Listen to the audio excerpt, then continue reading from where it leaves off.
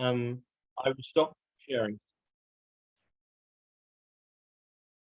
Hello, I'm Ian Williams, President of the Foreign Press Association, and we're very pleased to have with us today our distinguished board member, David Andelman, who is fortuitously in Paris, which has been burning, but apparently isn't at the moment. The burn through of the Les and the other vehicles has diminished considerably. But we are coming up to the 14th of July, aka Bastille Day. So there are rooms for consideration about what's considered normal. And whereas I think sometimes optimistically think that January the 6th was an aberration in American society, whereas the government by riot has been a tradition right from before independence and onwards in America. And in fact, even in 18th century England, where it was once described as an oligarchy tempered by mob riots, in France, the riot has been a much more, how should we say, common, if not acceptable part of the political tradition. And the recent ones seem to have been distinguished by their intensity and underline the what many from the outside see as the stability of France. In France, if the farmers object to tomato prices or tomato, they bundle tomatoes in the streets and squash them with bulldozers. Or if they don't like car imports, they'll line them up on the dockside and burn them. And this seems to be an acceptable part of discourse rather than an attempted revolution. So David is here to explain to us the peculiarities of the French system of government and mediation on these matters. Well, thank you, Ian. It's a great pleasure to be with the Foreign Press Association, all of our guests, either from the association or around the world. And thank you. Paris has always been really one of my favorite city in the world, really. I think it's just a wonderful place, and it always will be.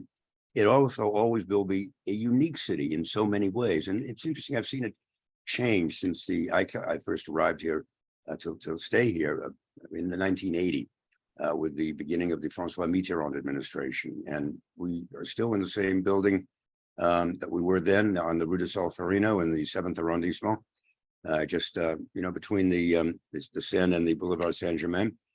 And in those days, in the old days, until really just a few years ago, the headquarters of the French Socialist Party was right across the street from us.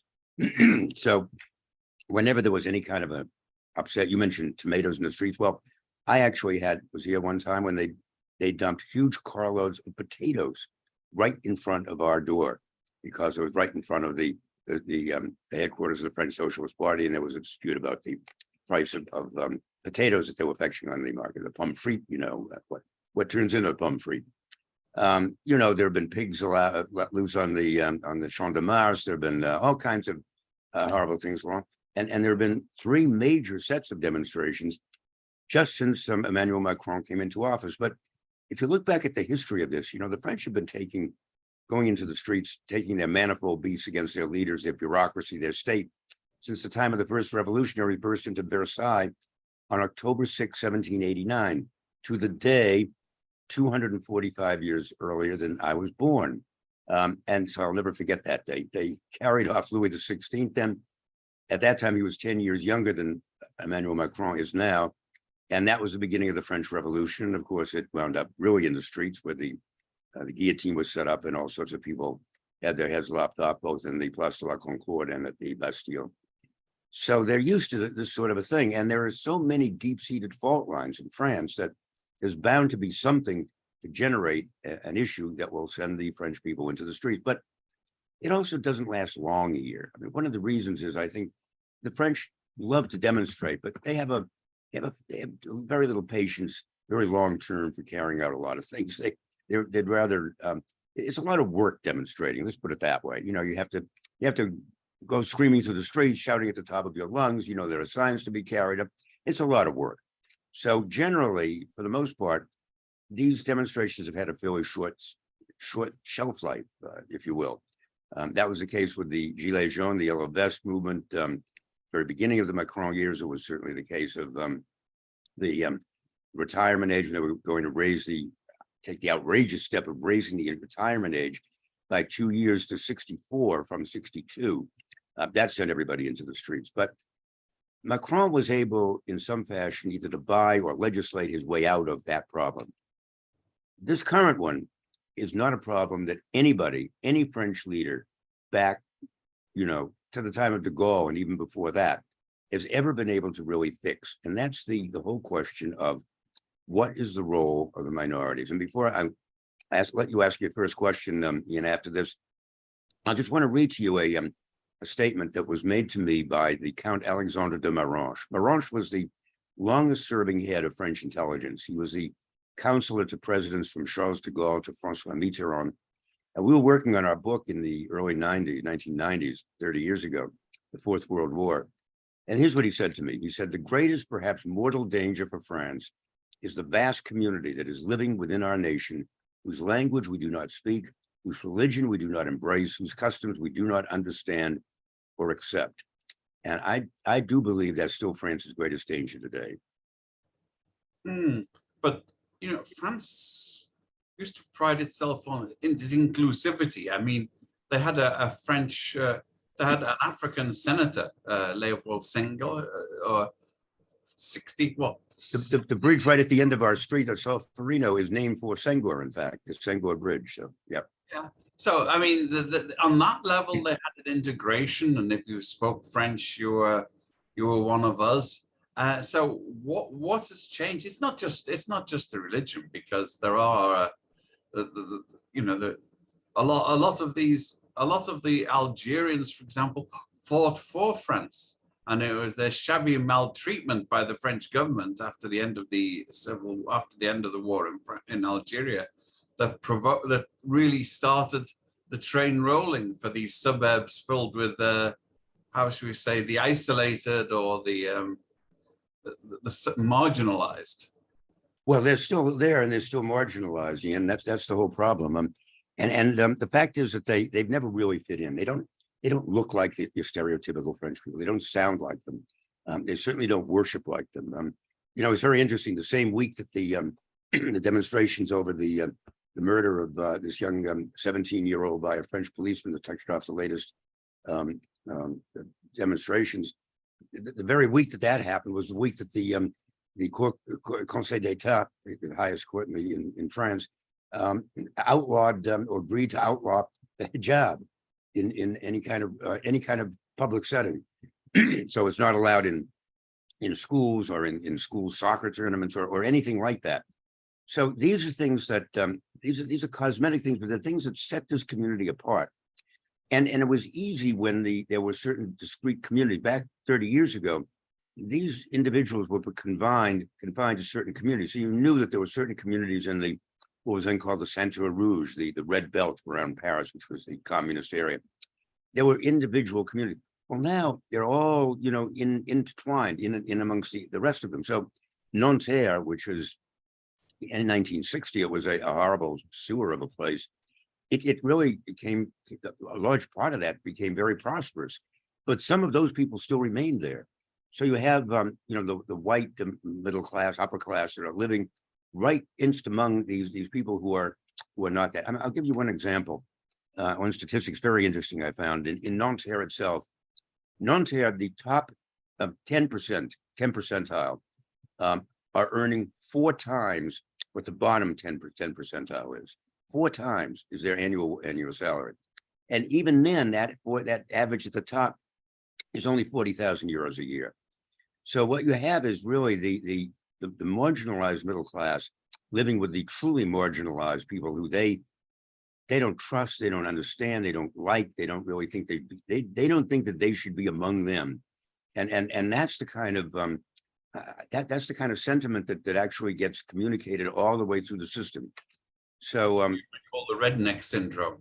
Well, it is to a degree, yeah, absolutely, and unfortunately, the police, they are drawn from a segment of the population that is very, very, very much like that. They self-selected them.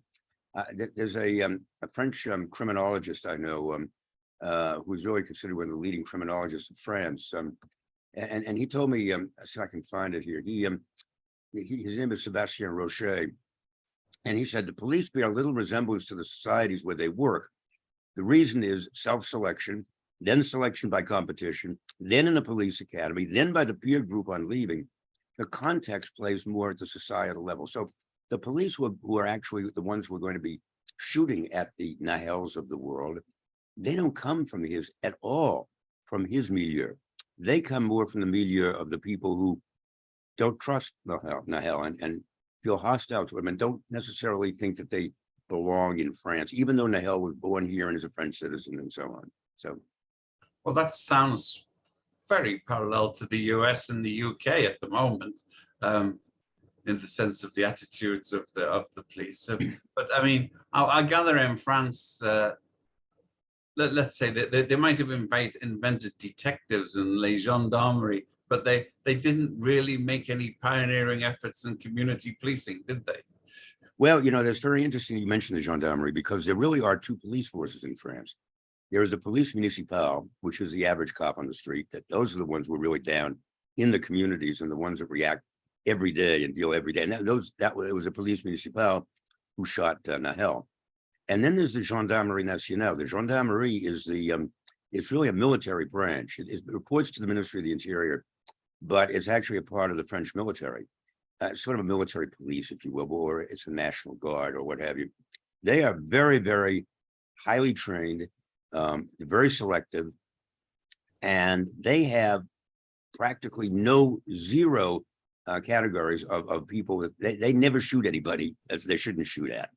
And that is very interesting, because if you look at the statistics, you'll have like, let's see if I can find them. I have some extraordinary figures, but the gendarmerie actually, they are not the ones who are shooting and killing people. It's the police municipal, and those are the ones who really do need to have this kind of sensitivity training, because they're the ones who are in the street all the time.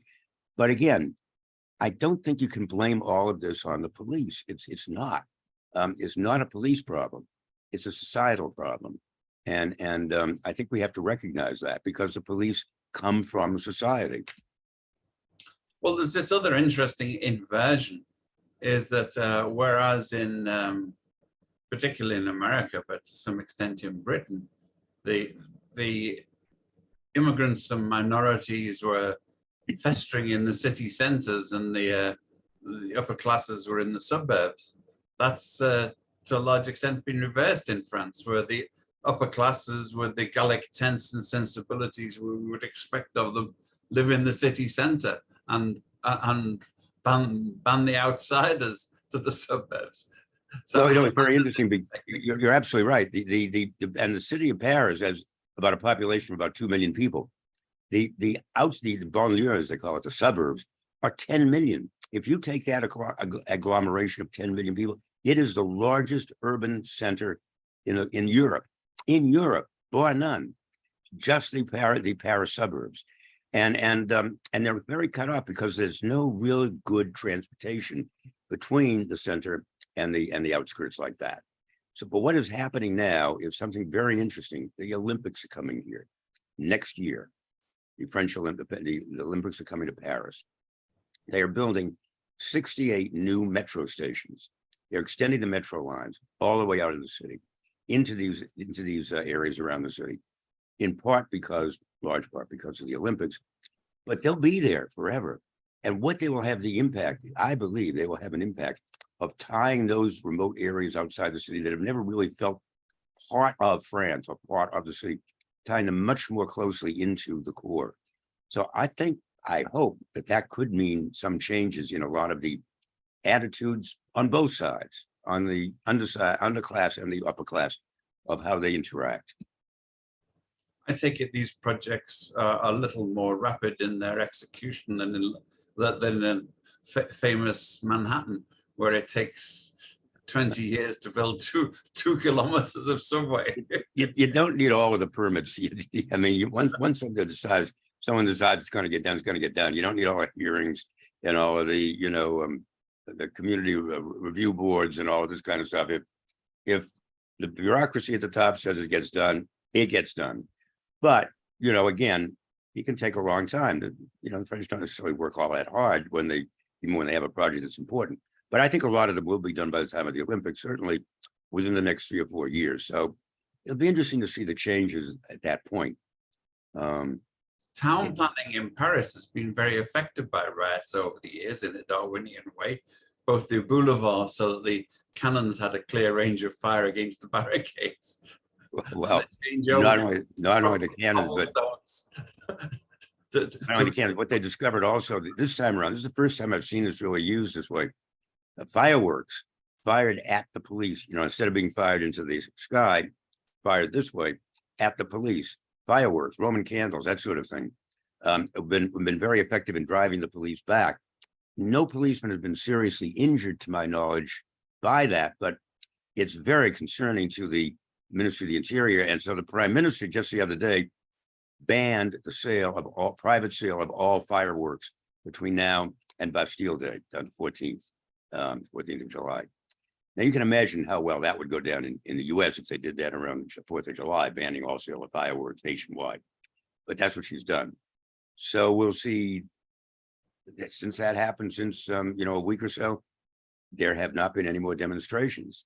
Well, everybody's holding their breath now for the 14th, the 14 Juillet. Okay, Frank Gomez wants you to explain the high percentage of youth in the recent demonstrations. Okay, well, yes, this young man was 17 years old.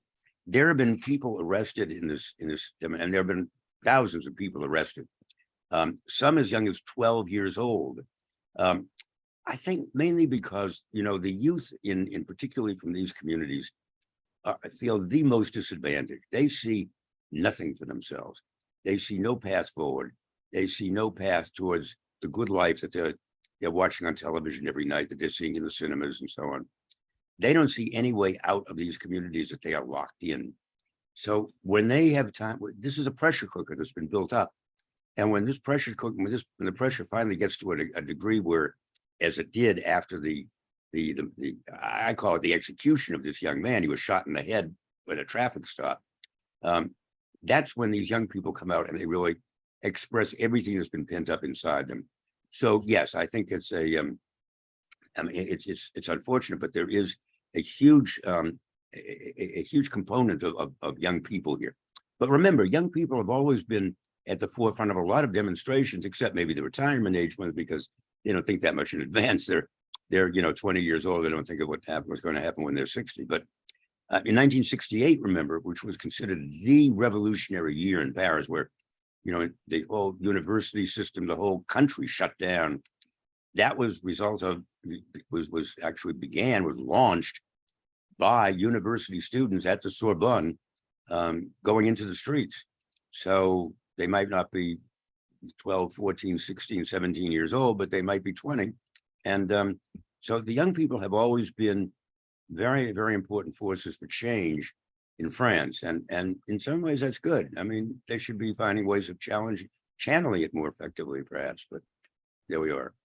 Well, part of the issue here is just as the US and the Supreme Court are wrestling or failing to wrestle with the problems of affirmative action, is this a concept that has any traction in France? I mean, these kids from the banlieue, are there any sort of quotas in the Sorbonne saying, we must? No, I'll say one thing about France. It's very much a meritocracy here. If you perform, if you're smart, and you're a go-getter, all you have to do is pass your exams, and they don't even look at they don't even look at you who you are. They don't even do an interview. They look at the numbers, and the French are very driven by numbers. It's a bureaucracy. Remember, France launched the whole concept of bureaucracy back in the 1500s. And so it's a bureaucracy. And the other day I was walking by a school and I saw that they had posted the results of the final exams. I think it was a baccalaureate on the door of the school. And there must have been 30, 40, 50 kids gathering around, pushing forward to see where they had ranked on this. It was really extraordinary sight. It's very, so that the those numbers are very important, and affirmative action really is not an issue here that I've ever seen.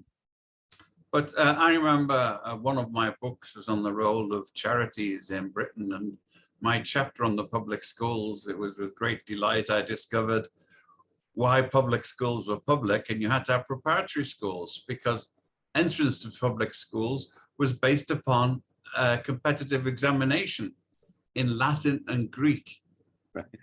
Not subjects which were customarily taught in mining villages in Scotland or Wales. True, but here it's in Lancashire. true, and there are preparatory courses here that you know, the privileged do take in order to excel on these exams. I know people who've done that, but basically, if you're you know, you're greatly endowed and you're very smart, you're going to get into the École Nationale d'Administration, the ENA, which is the top-ranked school in the country. You're going to get into the École Polytechnique, which is the university for, you know, the science and education and so on. Those kinds of schools have entrance exams that are open to anybody, and anybody at any level can go for them. And if you get that level, if you get that exam, if you ace that exam, the whole world opens to you. But just what are the realistic chances of the grandson of a hardkey from Nanterre getting into one of those programs? Oh, I think look, it's not as good as if your father and grandfather had but again, it's not that you have that pedigree. It's what that pedigree has, you know, allowed you to learn and so on. So if you have the gumption and the will to learn, and you can do it on your own, then by all means, you know, you can do it. If you're going to need some push to do it, you'll probably need to come from a family that has either the means or the desire to do that. But you know, I can tell you any number of people I know who have come out of very modest backgrounds and have made it to the ENA or to the Polytechnique or the École Normale Supérieure, which are the top 3 schools in France, without having had the benefit of father, parents, grandparents, or uncles or aunts or whatever. Well, you can do this in Britain, for example, but unless you've been to Eton Right.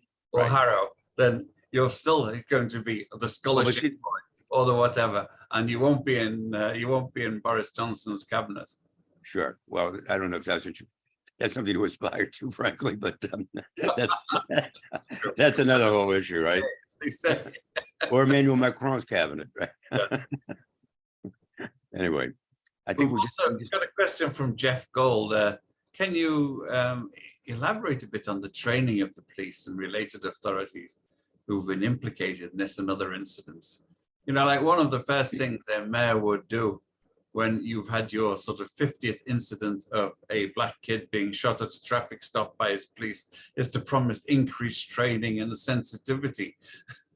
Yeah, you don't really hear that much of that, I'm afraid. But you know, look, there are a lot of traffic stops that wind up bad here, and that is one of the things that they really do have to figure out how to deal with. I'm just looking for some numbers now on that. But yeah, when you have something like that, it really does call for new changes. But as Macron said the other day, he called 300 mayors of the 500 mayors of French towns that had incidents like this in the past 2 weeks. 300 of them came to the Élysée towards the end of this period of unrest. And he said, there's no miracle solution. He said, not even more money. He said, health is free, school is free. Sometimes we have the feeling that it's never enough. And it's probably not. And so the question is, yes, you need more training. You need more training for the police, and you need more education for what families need to do. I mean, someone said the left, the far left and the far right are going crazy on this, of course. And they're all saying that it all begins on both sides of the spectrum, say that it all begins in the family, and that you can't just slap them on the wrist and say, go to bed. You have to really sit down and explain to them what is involved here and so on. Are we talking about the kids? Yeah, sorry. Are we talking about the police or the kids? The slap No, on the the kid, well, no, the kids, you have to have the police also, of course, right? But yeah, no, it's not, look, it's not something that look, we have had in the last 3 French administrations, we have had a very conservative president, Sarkozy. We had a very liberal president, Hollande. We have a moderate president, Macron. There have been demonstrations like this in each one of their administrations. So you can't say that it's the left or the right or anybody else, or the training, because the training doesn't change very much at all either in any of these administrations. So, something has to be done, but as Macron said, there's no miracle solution, and certainly not money. Well, I've got an anonymous question here, which is needs handling carefully. How will disparate birth rates, i.e. higher amongst immigrants and their children, affect French democracy? Now, this is one of the oldest of canards. It's always the poor and the imbeciles who breed. I know I come from a very large... Before I get into that, I just found this other, I said, since 2021, 18 people have been killed by a police officer after refusing to comply. This is very interesting. This is a category created by the French Ministry of the Interior. The concept of refusing to comply. Refusing to comply means they ask you for identity paper or whatever, and you won't give it to them. Ask them for a driver's license, you won't give it to them. That's called refusing to comply. 18 people have been killed since 2021 by a police officer under those circumstances. There have been 71 since 2021, 71 authenticated protest actions by police, protestable actions. 3/4 of those 71 have led to injuries or deaths. And those are the record of local police on the streets daily, often in areas that hardly welcome their presence. This is the key to the whole thing. Now, you don't find that very often. First of all, remember, Mayor Adams in New York, he's basically said, we're not going to do any stop and frisk anymore because it causes more problems than anything else. So that's the first thing they could do. They could just simply say, no more, stop and frisk, don't stop some kid and ask him for his identity papers just because you don't like, he's wearing a yarmulke on his head or a skull cap or wear a hijab or what have you. Don't stop them and just let them go. So that's something that they have not yet figured out, unfortunately. Well, nobody has, because I don't think Mayor Adams' police force is very good at it either. Right, of course. I'm sorry, no, I missed this last question though, Ian. Which one? The immigrants and the birth rate. Right. So what is that? Tell me again. How will disparate birth rates higher amongst immigrants and their children affect French democracy? Because obviously one of the problems here is that the Muslims in the suburbs are breeding like hell and outbreeding real French, which is, Well, the question is how many of these people are actually going to vote? They might be multiplying their families more rapidly, but the question is whether these families will go and vote. And I don't think there's been any consensus that that's actually happening. And in a sense, that's too bad, I guess. It's certainly not like in the US. I mean, these are still relatively small percentage. Just an example, in Nanterre, the numbers of only 24% of the people of Nanterre were not born in France. And I think that's kind of interesting, but that pocket of 24% is where so much of the troubles have begun. You have 76% are actually French and French citizens in Nanterre. It's that 24% that where the Nahels of the world come from. And that's what they have to figure out how to deal with. Are you sure the problem isn't really the children of the older percentage who came over and were promised all the treasures of the world and French citizenship and la francophonie, and found that they were cheated, that they never got them? They're still stuck in the suburbs. Oh, there's probably some of that. Sure, there's no question. But also remember the older the pieds noirs, they call them the black feet. Those are the people. A lot of them were actually they're French expatriates. They went over to Algeria to occupy Algeria, and they married, intermarried, and so on. And then they came back. They came back and they call them black feet because they wore sandals or whatever over there. They came back to Paris. People didn't wear sandals. So they said, they looked at their feet and they were dirty. So they called them the black feet. They pieds noirs. Those people have very much more integrated into the French system. It's the nowadays, the immigrants are not even, they are not from the old French colonies necessarily in North Africa, in Southern Africa, in the French communities there. They are more, from the terrorist regions, from Syria, Iraq, even Afghanistan, and a lot of those people are coming over now, and these are people who do not have a sense of French values. They love the idea of being in France, but they love the idea of not being in Syria. Let's put it that way. But they're not necessarily, their kids aren't necessarily. They were raised in a society where violence and even terrorism was a norm. And now they're suddenly in a society that is democratic in so many ways. And they have to, that is a much bigger adjustment, I think, than some of the people who had to come over, that some of the pieds noirs made. It's not always been as democratic as it claims. Remember in the 1960s, the massacre of Algerian demonstrators in Paris? I mean, they're still counting the bodies when they found them. No doubt. I mean, look what happened in Indochina. Look what a bollocks mess they made of the French Indochina. Indonesia, Laos, Vietnam, and Cambodia. I mean, Indochina was a mess under the French. They just finally left, and left it to the Americans, of course, to screw it up even worse. But nevertheless, that is a very important issue.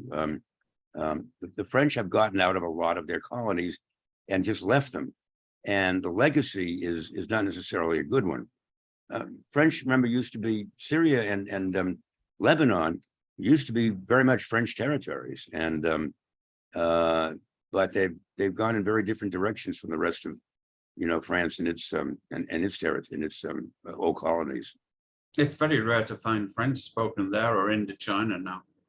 It's my wife's French tutor actually on Zoom is a student a medical student in Beirut, and she speaks French as a native French person. Well, a Maronite, almost. Exactly. So, I mean, apart from all of these protests about retirement, changing retirement age, seem to underscore the protests aren't just about immigrants and suburbs. Is this really much more about what riots have achieved in the past? Because they did not actually stop the reduction in the retirement age, did they? The increase in the retirement age, did they? No.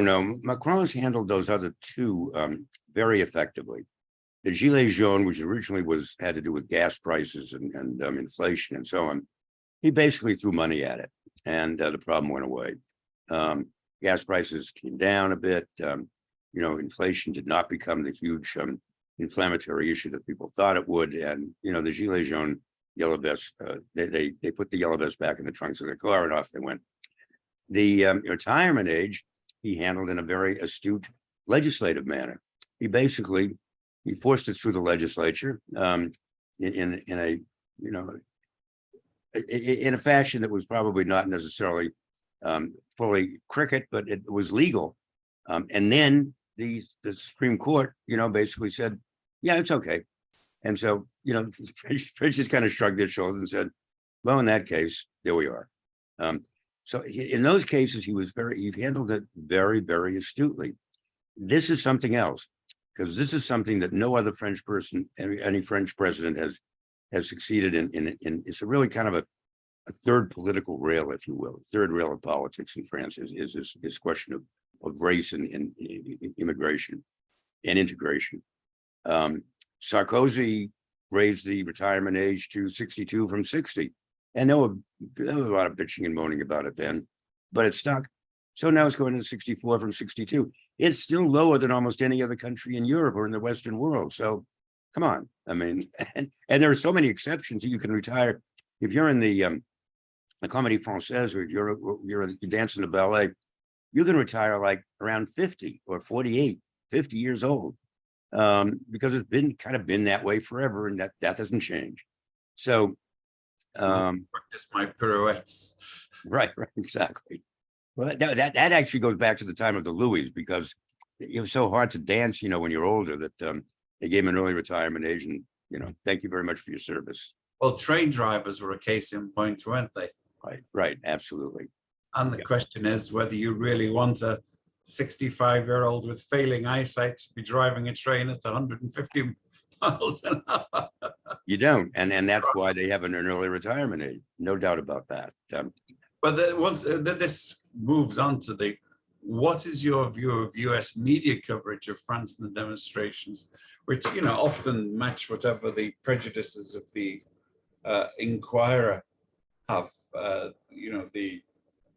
For example, the phrasing, who do they think they are wanting to retire at 64 when I've got to carry on until I'm 84? Right. Well, but also it's very interesting. I happen to know a fellow who was the chief barman at the Hotel Ritz. And he was a celebrity barman. I mean, he actually had, when he was very young, he had served some of the great figures of the, like Hemingway and some of these others. He was an extraordinary figure. He retired at the age of 62, literally 2 days before the system would have changed over, and he would have had to wait till 64. He then went out and began doing private parties for literally 4, 5, 6, 7, 8, 10 times what he was getting at the Ritz, almost immediately after that. And now that's what he's doing. So, not everybody is necessarily, anyway, some people are taking advantage of this. Like police and firefighters in New York who embark on their second careers at that's it. Juvenile age. That's it. So, I think enough of that has gotten out that now, as far as the American press coverage of it, whenever I was the CBS News correspondent in Paris for a number of years, and we used to say, if it bleeds, it leads. We could get on the evening news if there was violence, if there were bombs being thrown, if there were fires being set, we'd get on the evening news. So I think that that's fairly inevitable. It's unfortunate, but it's just the way the American press works, and it's the appetite of the American people. And we have a very short attention span in the US. So, if these things go on for a week or 10 days over here, it's going to be pretty compelling television to make it on the nightly news every day to that during those 10 days, even though it may lead the nightly news here in Paris. But I can understand that. I mean, that's not surprising.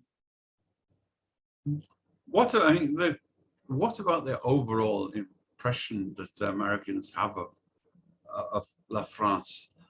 How well justified is it? Because you'd never guess, if you remember Freedom Fries, the fact that if it weren't for Marshal Lafayette. I think, unfortunately, the images, unfortunately, I remember the Freedom Fries very well. I think people have generally a good feeling about France and the French people, and certainly their cuisine and their style and all that sort of thing. I think people are nervous about going to a place where there's any unrest. I had a very good friend who was on the board of the Silurians with me, the Silurians Press Club, another press club in New York. There are more than one, more than just the Foreign Press Association, of course. But she and her husband were going to come to Paris around this time, and after the retirement demonstrations, they changed to they went to Rome instead. And I think a lot of people did that, actually, and that's really unfortunate.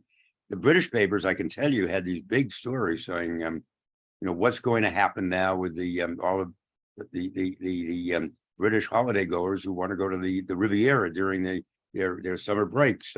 Worried about, in Marseille, there were these violent demonstrations in Lyon, all over the south. But again, these things have short shelf lives. So if it doesn't come back, if it doesn't reassert itself dramatically on the 14th of July, I think the August vacations are they're pretty safe. I won't be here because it's too hot in August, frankly. But getting back to the 14th of July, I mean, since debunking myths like George Washington didn't cut down an apple tree and King Harold did not get shot in the eye, Is it true that in the Bastille there were next to no prisoners worth talking about, and it was actually a sort of minor sideshow of a sideshow at the time? One moment, I have to just deal with one thing here.